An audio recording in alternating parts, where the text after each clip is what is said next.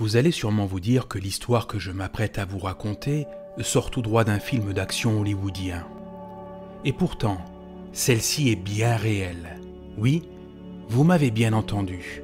Ce que je vais vous raconter s'est réellement passé.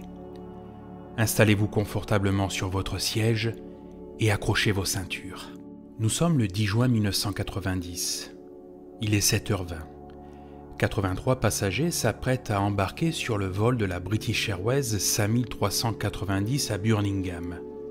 Leur destination, Malaga. Toutes les conditions sont réunies pour que ce vol se passe dans les meilleures conditions. Et on imagine déjà les passagers en train de penser à leurs vacances au soleil. Mais 13 minutes après le décollage, et alors que l'avion se trouve à 5300 mètres d'altitude, l'impensable se produit.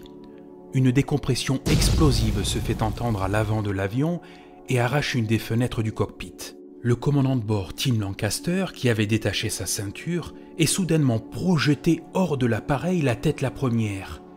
Mais ses pieds se coincent dans les commandes de pilotage et le retiennent, ce qui l'empêche heureusement d'être éjecté hors du cockpit.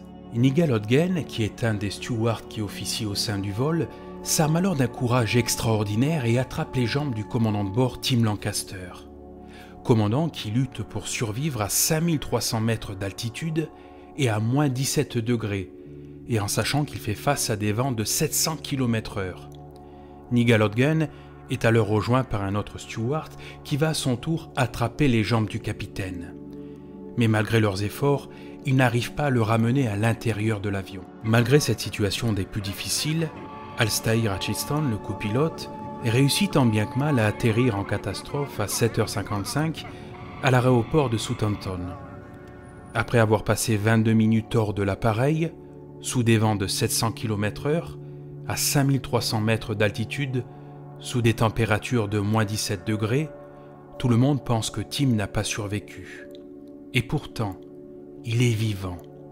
Il est en état d'hypothermie, il souffre de gélure et a quelques fractures au bras droit, mais il est vivant. Mais comment une telle chose a pu arriver?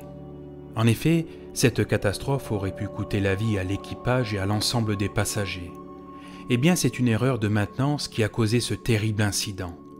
Le pare-brise, qui avait été changé juste avant le vol, avait été fixé avec des boulons de mauvaise taille.